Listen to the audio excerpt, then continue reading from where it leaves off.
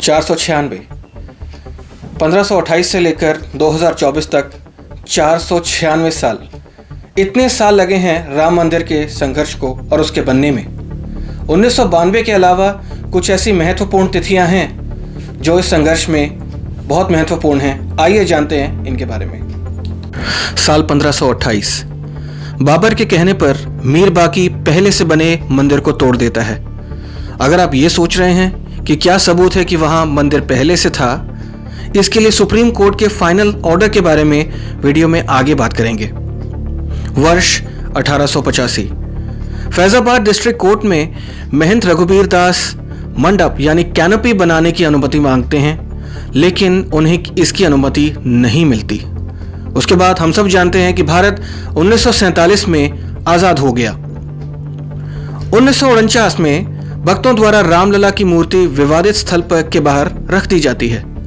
फिर वर्ष 1986 में लोकल कोर्ट श्री राम भक्तों के लिए द्वार खोल देने को कहती है।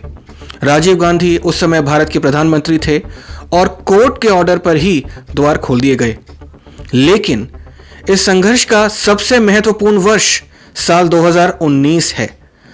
जिस बात का वीडियो की शुरुआत में हमने जिक्र किया था कि प्रमाण क्या है कि मंदिर या कोई और स्ट्रक्चर विवादित जगह पर पहले से था, तो सुप्रीम कोर्ट ने अपने जजमेंट में 2003 की आर्कियोलॉजिकल सर्वे ऑफ इंडिया की रिपोर्ट को मानते हुए 3 बड़ी बातें कही। पहली, बाबरी मस्जिद जब बनाई गई थी तब वो खाली स्थान पर नहीं बनी थी। दूसरा, खुदाई के दौरान विवादित स्थल के नीचे एक पुरानी स्ट्रक्चर के अवशेष मिले थे। और तीसरा, जो अवशेष मस्जिद या विवादित स्थल के नीचे मिले थे वो इस्लामिक मूल के नहीं थे, यानी कि अंडरलाइंग स्ट्रक्चर इस्लामिक ओरिजिन का था ही नहीं। इसके अलावा सनातन गुरुओं और स्कॉलर्स ने कई और प्रमाण जो शास्त्रों में कहे गए हैं उन्हें कोर्ट में बताया। सभी बातों को ध्यान में रखते हुए सुप्रीम कोर्ट ने अपना निर्णय मंदिर बनने के पक्ष में रख दिया।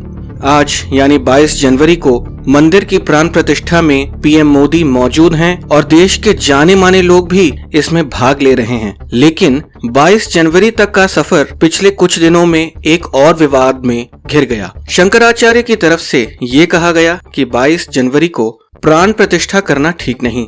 उनका ये कहना कि अधूरे मंदिर के निर्माण में प्राण प्रतिष्ठा करना उचित नहीं है। धर्म गुरुओं के मार्गदर्शन से ही समाज आगे बढ़ता है, लेकिन सम्मान पूर्वक कुछ प्रश्न हैं जिन पर हमें विचार करना चाहिए। पहला, कि यदि प्राण प्रतिष्ठा मूर्ति की होती है, मंदिर की नहीं, तो गर्भगृह और मूर्ति बन जाने पर भी ये आयोजन क्यों रोका जाना चाहिए था। दूसरा प्रश्न, कि 22 जनवरी के दिन और मुहूर्त में क्या खास है। पहली खास बात है 22 जनवरी को कूर्म द्वादशी है, जो भगवान विष्णु को उनके कूर्म अवतार के लिए समर्पित है। तो क्या यह दिन खराब हो सकता है। दूसरा, 22 जनवरी को सर्वार्थ सिद्धि योग, अमृत सिद्धि योग और रवि योग है। अब दोस्तों, मैं इनके बारे में ज्यादा तो नहीं जानता, लेकिन ऐसे नाम के योग क्या खराब या अशुभ हो सकते हैं। तीसरा, 22 जनवरी को अभिजीत मुहूर्त के वो 84 सेकंड्स जिनमें शुभ कार्य होगा, क्या अभिजीत मुहूर्त को सनातन संस्कृति में खराब माना जाता है।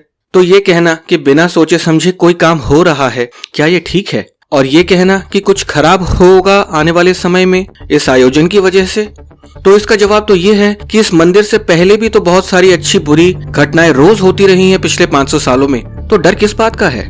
इसका सहारा लेकर ऑपोजिशन भी सरकार और पीएम मोदी को घेरने की कोशिश कर रहा है। उनका ये डर है कहीं राम मंदिर के निर्माण से और इसके प्रचार से बीजेपी की तरफ और हिंदू वोट्स ना चले जाएं, जिससे आने वाले इलेक्शंस में उसका नुकसान हो जाए।